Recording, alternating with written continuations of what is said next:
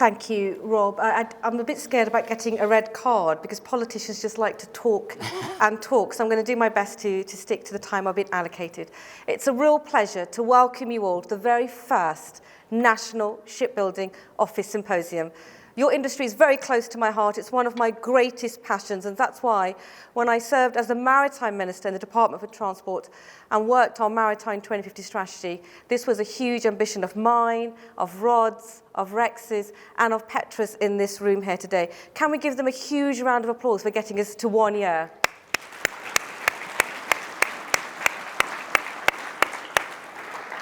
And unlike our fantastic officials, politicians get moved around every 5 minutes, as you said, Rob, earlier. But I championed the British shipbuilding when I was at the Department for Business, Energy and Industrial Strategy. And just as I got my feet under the table, I was moved to the new Department for Business and Trade.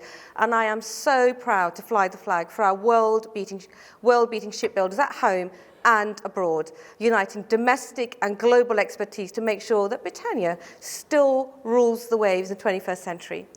I'm not sure how many of you caught up with the news from the States last night, but it's a fantastic coincidence that we're here, and having heard about the AUKUS deal, and in particular, the new fleet of nuclear-powered submarines, including, which is fantastic news for us, the British-built design and using UK-made Rolls-Royce reactors. I know that Rex is going to speak more about this, but I don't think the timing could be any better in promoting the work that we do.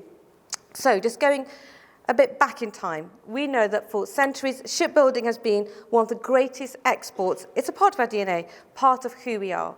And Scotland has a proud shipbuilding legacy, with Glasgow at one end of the M8 and Edinburgh at the other. At least just 4 miles up the road was a hotbed of shipbuilding 4 centuries before the first ship passed out of the Clyde Yard. Vessels crafted here have reached every corner of the globe, and they mark crucial chapters in our national story. Launched in 1837, the SS Sirius was the first ship to cross the Atlantic entirely under steam power, and a vital building block for our multi-billion-pound trading relationships with the United States. HMS Dantheus and Delphinium kept vital supplies flowing in Britain's allies during the darkest days of the Second World War. And more Leith-made ships were exported to support our allies in world wars to keep trade flowing around the world, even to become yachts for the kings of Siam. Scottish shipbuilding has always been at the forefront of innovation. Built in Scotland has been synonymous with world-class quality from the Cutty Sark all the way to the Queen Elizabeth class aircraft carriers. This proud lineage continues into the bustling yards of today. Our highest tech warships, the Type 26 and Type 31s, are built on the Clyde and Rosyth. But Scotland's success goes beyond the grey hulls of BAE and Babcock, a rich tapestry of smaller yards and SMEs scatter the country, from the Scottish Marine Technology Park in Glasgow to Macduff Shipyard in Aberdeenshire. I could go on, but I don't want a yellow or red card. And you all know that shipbuilding is about more than just our great ports. For a minister, it's also about levelling up the entire country. It's about building an economy that's fit for the future. It's about galvanising green growth and completing our journey to net zero. Because shipbuilders create highly skilled, well-paid jobs in some of Britain's most deprived communities. And their supply chains are deep and diverse, spanning different regions, industries and expertise, from engine makers to tech innovators. I know that you understand this. And I want to tell you that I get it. So many of us in this room I hear from government, we get it too.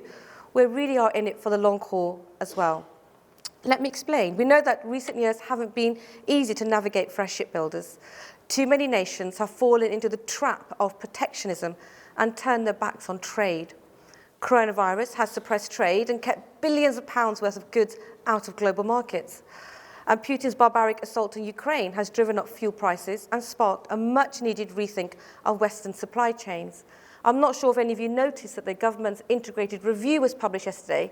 Another passion projects of mine are critical minerals, and I wrote the critical minerals refresh strategy, and it was published yesterday, which also talks about the role of maritime in ensuring that we get the goods that we need to manufacture here in the UK. But let's go back to the refresh strategy we're talking about here. The National Shipbuilding Strategy Refresh was published before the full impact of these seismic global shocks became clear. But if anything, they make the priorities it lays out are even more important. Creating opportunities for UK suppliers, providing a pipeline of skilled workers, boosting productivity and exports, becoming a global leader in green technologies and building sustainable vessels. That's why I couldn't be more determined to work across government and in partnership with the industry, at home and abroad, to make sure our shipbuilders have full order books and deliver on these priorities. Government is playing our part by investing more than £4 billion over the spending review period and providing a pipeline of more than 150 new naval and civil vessels for the UK government and devolved administrations over the next 30 years. And in just the last year, we've taken great strides together. The National Shipbuilding Office is driving closer collaboration between government and industry.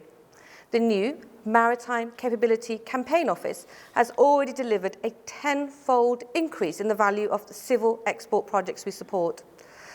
We've established the UK Skills Shipbuilding Task Force to build a picture of the industry's needs and provide solutions to the skills shortages. And a part of today's programme, Paul Little, the Task Force Chair, will outline his initial solutions and how they will tackle the skills challenge across the UK. Thank you, Paul.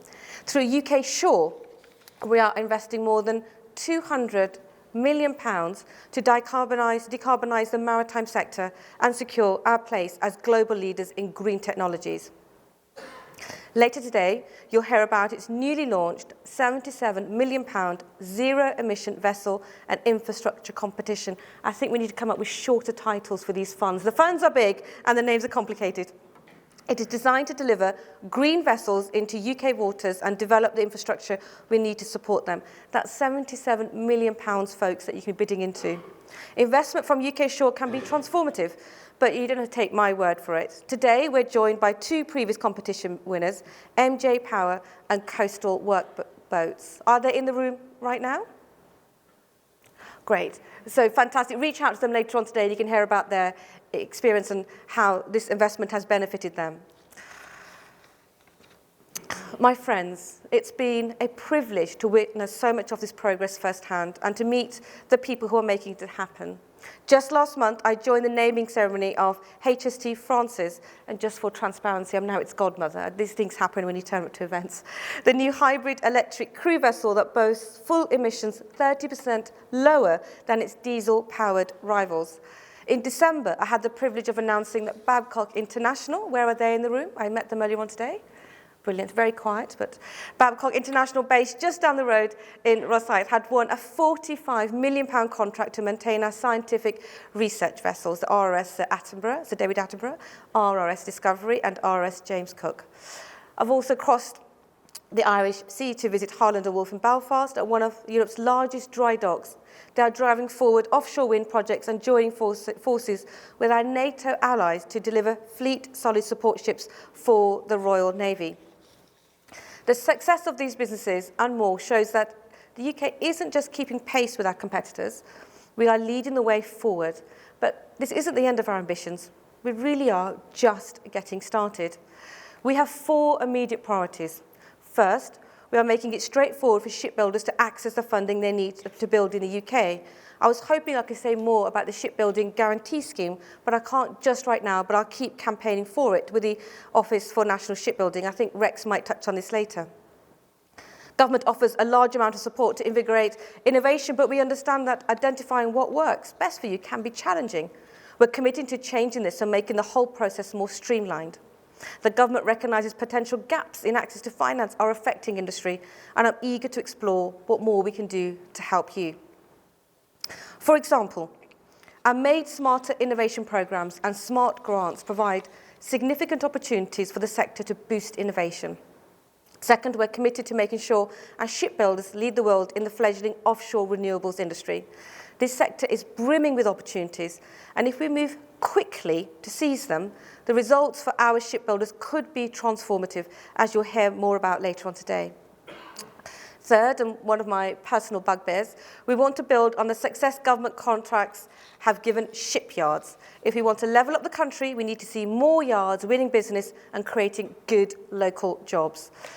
And fourth, we're supercharging our work to boost both defence and civil exports, targeting areas where we're strong, like green tech and digitalisation.